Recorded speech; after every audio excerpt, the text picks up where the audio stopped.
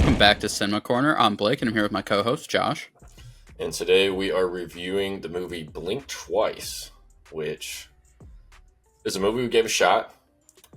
Was not marketed that well, as I did not see it that many times. Genuinely, I think the only reason why we saw it was because we saw it in, at least for me, the ad when we saw Deadpool. That was the first time I even saw a mentioning of it. I don't remember, because I saw a bunch of movies over the summer, so I don't remember the first time. I feel like I saw it at least once or twice, but I think it was just the same commercial. I don't know if they had more than just one promo that I can think of. Mm-hmm. I mean, it definitely did not have a marketing presence anyways on like social media apps. The only time I saw it was at the theater. Anyways, so it was a fun movie to give a shot on. And this will be a just all spoilers review. So, see the movie first or see it after. Who cares? Just watch us. Okay, so the one thing that I learned at the end of the film, because I barely knew anything about it, was that this was a director's debut of Zoe Kravitz, which is kind of crazy. I knew going in. Yeah, I knew going into it. That was definitely one of the reasons I was interested in it. Honestly, as soon as I saw Channing Tatum, I was like, okay, I'm interested to see it just because, I like Channing Tatum, so I was like, okay, interesting.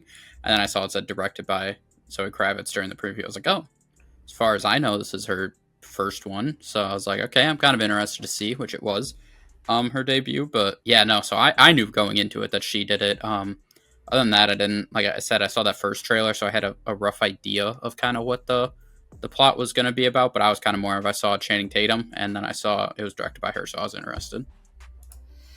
Yeah, and we're just going to go that it's her director's debut, because I assume that's kind of I don't know, made a big deal about it being at the end that it was her. Anyways, for a director's debut, start off, solid start to your career for this. This movie definitely had a plot that is hard to attack, I think, for almost any directors or writers. Anytime you do a horror kind of... She also wrote this as well. Yeah. That's what's wild about it. Is anytime you kind of tackle like a horror movie in this regard, or a plot that you have to kind of cause it to be slowly revealed to the audience, is such a hard task to tackle, because you have to balance the slowness of revealing it as well as it being a fun and good reveal. Because, you already know who the bad guy is, obviously, because of just the trailer, and, one of them's got to be it. He's a rich man. Classic tale of the rich man having some weird issues. But I thought this was a more fun rich man has weird issues than normally in the past. It wasn't just a typical, he's either a woman abuser or just a bad guy. It was more of all of the above. Yeah. I mean, it definitely was interesting ride. There was definitely at times where I felt it was a little bit slow. And then once you finally got the reveal, I felt the ending might've been a tad bit rushed. Mm-hmm. So that was kind of the only thing pacing wise, that there was a couple times leading up to it that I was like, okay, this is a little like, speed it up a little bit. But other than that, I mean, definitely, like you said, it was an interesting plot pretty much the entire time. Besides, like I said, a few slow points, but I mean, it definitely was something. It was interesting. It wasn't, like you said, it wasn't exactly like what you thought it would be, like the kind of typical like plot twist, if you will. It was, a little bit more deeper of them having, this ability to not erase the memory basically of what was going on every time. So like this, instead of it just being like, he was doing something and like killing the people or something like that, it was like, oh, okay, this is a perpetual thing that they continue to do and get away with because they're basically just it was a psychological horror. Right. Yeah. Right. So that was definitely something that you wouldn't expect because of the warning it also gives in the beginning. The warning it gave to me, I was like, oh God, this is going to be kind of like potentially one of like the boring classic villain of rich man has the power to do what he wants to a woman, And I'm not saying that's not a story that shouldn't be told, but we've seen it a lot, and it's nice to see something different. And I thought it was nice of still having that power element, especially since in the story, I liked how it kind of starts showing that he's immediately apologizing for abusing his power. And so it's still kind of alluding to like, oh man, it's just going to be like that. She's going to fall in love with him, and you're just going to see what he did. I thought it was fun of making that reveal and twist that it's really, oh no, man, he's been fucking with this person so much for years that you end up finding out through making her forced to forget her memory, abusing the fuck out of her. It's wild. And then involving Which, other people. right. I was a little confused about that part because I was like, wait, so obviously at the end it showed that she had been there before. Yeah. I was a little confused. I was like, wait, so they can erase her memory enough where then they don't need to consistently feed her stuff to erase her memory? I was a little kind of confused about like, Yeah, so the psychologist, Rich, I think that was kind of his point of his character is he kind of helped explain that a little bit in the film, that they talked about if you caused enough trauma and just allow them to do just the little hints of forgetting daily, that combination they used her to test went beyond just giving them the forgetting cologne, basically. Because okay, it was so traumatic, it forced long term memory loss versus just short term in consecutive right, doses. okay, So she okay, was the test. Yeah, that's what was the big discovery. And he kind of talks about that when it was first revealed, where she remembers of what the fuck's going on with everybody, and it shows the kind of the really the mainly, I would say, in my opinion, the only scene that maybe that warning is valid for at the start, where it shows what's happening to all of them, all the yeah, women in the okay, one scene, all the guys are just doing whatever. They have that little bit of that chat, and so that's what at least I remember, and kind of helped explain that. okay, yeah, that's what I was just a little confused about. I was like, wait, how is she just completely forgetting everything without getting more doses once she gets off the island, kind of Yeah, thing? But okay, but I that still makes didn't sense catch then. though. That's what I think was cool is I did not catch still that it was they're alluding that she's been there already, because that one Yeah, was definitely the slowest reveal. There's a little bit to it when he asked about the scar and she didn't say anything, which is kind of the only moment that could potentially allude to something, um, right, which I thought was a fun little detail. They had plenty of fun details. I would say the only negative detail, in my opinion, is how they did Jess. Of it yeah, was Jess disappears, and that's kind of the start of the oh shit, doing the passing the lighter, which is kind of a fun way to reveal that the character's gone, and also allow the characters to naturally see that a character's gone right now. But I feel the reveal of what happens to Jess was kind of rushed, and it yeah, kind of gets to that rush part that you're mentioning. And we didn't really get much satisfaction of learning that reveal of what happened to Jess. It was holy shit, Jess died. It has like a cut scene before you learn that, where she hands the knife, and you think, oh my god, maybe she'll learn through remembering Jess, or maybe Jess is going to come back. She tried to escape some sort of that factor of this is how she's going to come back through Jess. And I thought that would be kind of unique. Of instead of making everybody else remembers, only she remembered through the right, power of it being her best friend. That could have been fun. Otherwise, it kind of was just used as a generic reveal, and oh, she's dead, yeah. and that's how they quickly started rushing the plot of Yeah, everyone. and they're just like, oh, she's realized her best friend was murdered. Okay, yeah, now I got to figure out what's going on. It was a little bit like, okay, Mm-hmm. little justice for Jess would have been nice there. Little, especially because they put a lot of time into Jess. It did not feel like she was a side character at the start. It was starting to begin like these are two main characters, Right. and she quickly disappeared. Yeah. And I thought that was kind of rough. They're definitely a fun dynamic. That was definitely a well written part of the movie. Was their two friendship? Yeah, no, they were good. I mean, for the most part, like all the characters were pretty solid. I felt like I definitely liked I mean, I really can't think of any of them that I was like anytime they're on screen, I was like, okay, this isn't very good. This character doesn't matter because I mean, there are side characters that don't have as big of a role, but Yeah. overall, I mean, it's a probably what maybe 10-ish person cast really that has like lines and stuff. Like you besides the party in the beginning or the big gala in the beginning where they Mhm. had extras around. Besides that, I mean, from then on, it's basically like what maybe 10 people. So it's I mean, it's definitely a smaller cast, which is kind of makes sense. I didn't look up the budget, but being her directorial debut, I was imagining this one would be relatively low, so it makes sense that they weren't a whole lot of people involved. But I mean, the people who were involved did good, and I mean, I they thought it was weren't. a stacked cast. In my Yeah, opinion, this was yeah, a cast full of guys that I like. It definitely was kind of like the B list but star TV actors that that sometimes have some shining roles in movies that they brought in. So I don't know if she just used the advantage that maybe she got some friends, and that's Yeah. how they pulled this movie off. Because, like I say, I don't know what the box off. I mean, the budget was either for this. Yeah, same. That's what I don't. I know this has been going on for a while. I remember I watched something recently, kind of talking behind the scenes, and I think they shot this like I think around COVID time. So I think they started shooting this for quite a while. Like this has been like a progress to finally get made. Um, but yeah, I mean the only one, Sarah, I don't remember the actress's name. She just starred in Hitman with Glenn Powell on Netflix. So I mean, she's kind of seeming like she's starting to climb up the ranks in terms of star actors or actresses in this movie. Besides that, like you said, I mean, it's a lot more supporting characters for the most part. I mean, obviously Channing Tatum is, was star material for a while. Now he's kind of been a little bit more of a side character kind of person. But yeah, like you said, for the most part, it's a really good lineup, but it's not like A-list stars that It's more of just like solid B side support characters that are just shining in what roles or little kind of bit they get in this. So, we both said our interest was Channing Tatum. How did you feel he was in this film?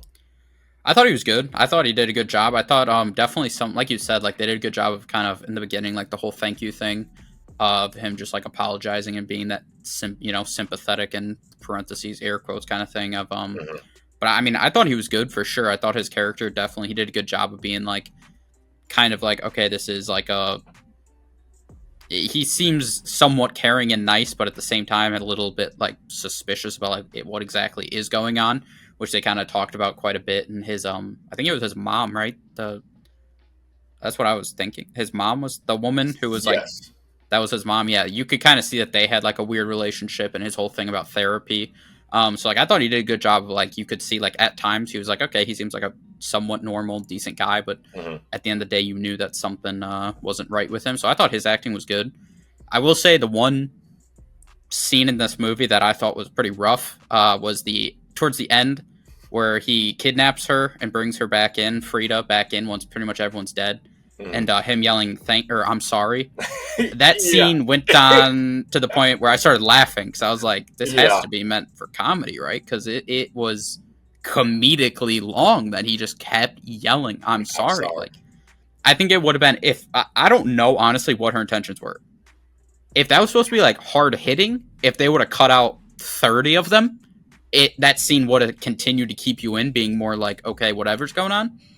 But because it just kept going, I literally started laughing. I was like, this has to be a comedy thing right now, right? Like, it was just a weird time for this to be added in. I took it as that it was a looping from the start of the film. So it was kind of like a bit serious in that regard of sending the message of like, fuck these fake ass apologies, as well as making fun of it. So I took it as it had a hint of comedy of doing it that long and just letting this man having a full psychological breakdown there. I think there definitely had to be a hint of funny. I mean, especially if they're shooting that scene, like your husband's yelling like that. I think you have to. You have to. Well, they're engaged. Not married. But yeah, I just started laughing. I was like, this has to be comedically that this is going on for as long as it is because this is absurd right now. But that was kind of the only scene of it that I would say was a little bit rough for me in terms of like really anything acting or writing wise. Like there really wasn't any cringy dialogue that I was like, oh, that just sounded weird, or delivery or acting wise. I mean, honestly, I think Frida at the end was a little about like when she came back or when he came back in with Sarah and she like had like the whole knife and she acted like she was going to stab him and then acted all upset when he like stopped her from stabbing him and was waiting for him to like get after he hit his vape, like to get that stuff into him. I thought her acting there was like, I get that it's kind of weird because it's like they're acting as actors, as bad actors kind of thing, like, so it's like it makes sense that she wouldn't be like great at acting like that's what she wants to happen, but it's just like a little bit, which I think is funny because in Hitman, like I said, I can't remember the actress's name, but the one who plays Sarah, in this she also has a scene where they both know what's going on, but they have to act like they're still kind of in this trance. And it's similar to in Hitman, there's a scene where she has to like read off and she's acting like somebody who's trying to act and is not great at it. So I just thought I was like, it's kind of funny that the two movies I've seen this girl in, she's had scenes where she, as an actor, has to act as somebody who doesn't know how to act.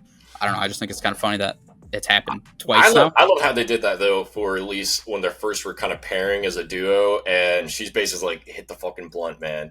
And I thought that was kind of fun. That whole environment of how the fuck they're gonna do Yeah, it, and they're slowly starting to reveal, and then it's just total chaos after that. Very much fun, but I do agree the ending had some comedic moments of just hoping that yeah, that was intentional. We'll see. yeah. But I kind of thought that overall, I mean, like you said, I even a little bit earlier back when they first decided, like before or right after, I think Frida gave Sarah the snake venom to like kind of help wake her up.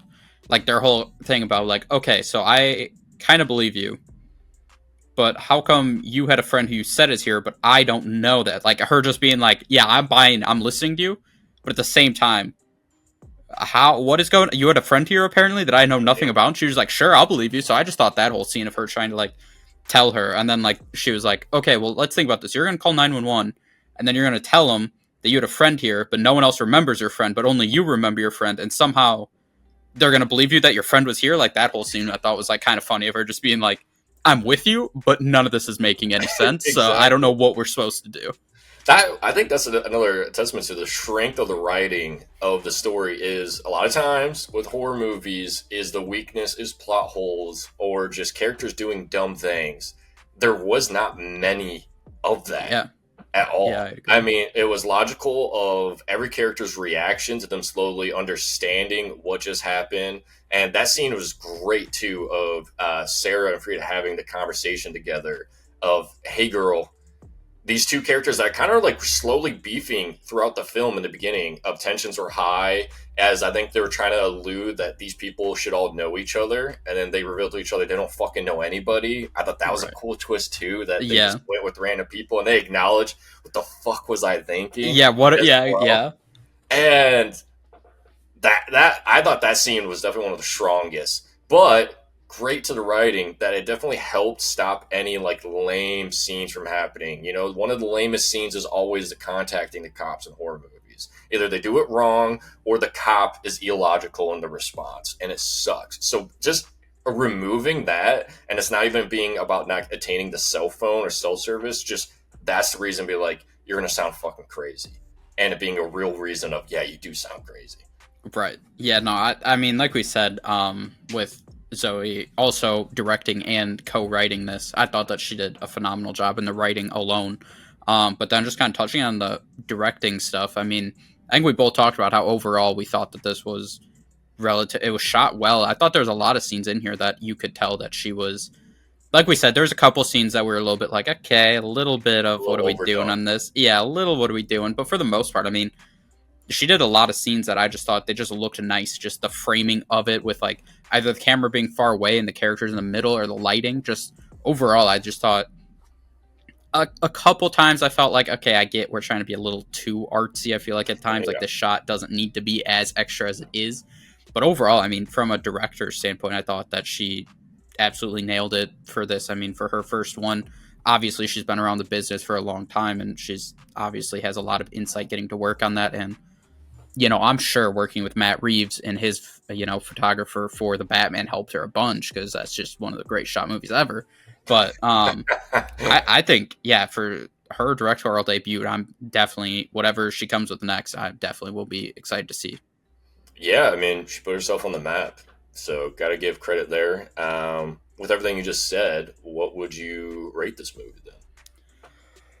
I think I gave it, I'm trying to think what I would say probably around like a 7.7, right in there. It definitely was enjoyable. It's one that I honestly wouldn't be surprised if I rewatch this at some point again because I think there will be some things that you can like pick up on, like seeing it a second time when you kind of know, like we talked about. Yeah. There might be some things that pick up that might be interesting.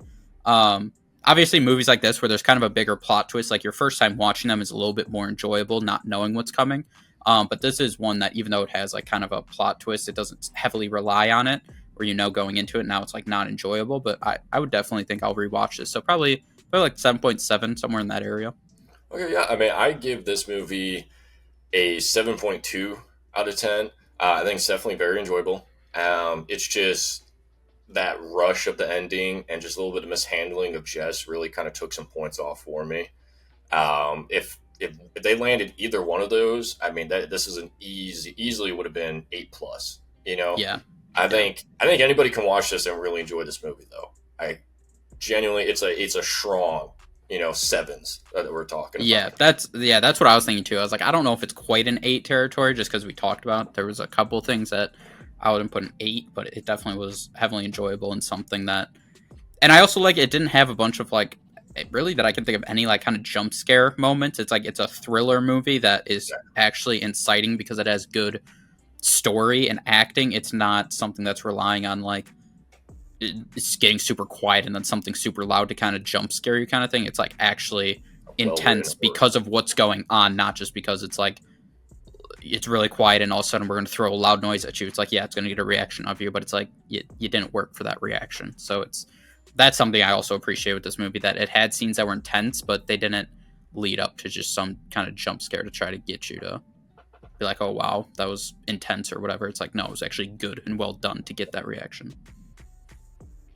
But I think that's going to do it for this video. As always, like the video, comment down below if you've seen Blink Twice, what your thoughts are on it. Subscribe to the channel, and we'll see you guys in the next one.